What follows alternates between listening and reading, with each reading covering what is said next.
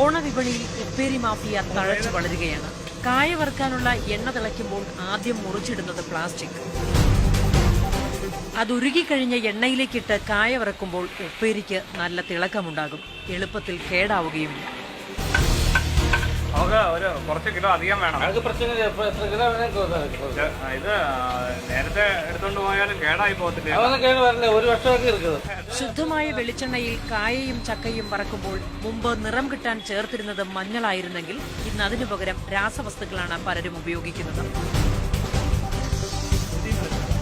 നഗരങ്ങളിൽ മുക്കിന് കാണുന്ന ഉപ്പേരി വറുക്കൽ കേന്ദ്രങ്ങളിൽ പലതും ഇത്തരം ഉപ്പേരി മാഫിയ കൈയടക്കുമ്പോൾ ഇതൊന്നും അറിയാതെ മലയാളി ഓണം ഉപ്പേരിയാൽ സമൃദ്ധമാക്കുകയാണ്. Cameraman വേണുവിനൊപ്പം ലേബി Sajeendran, Mathrubhumi news, Kochi.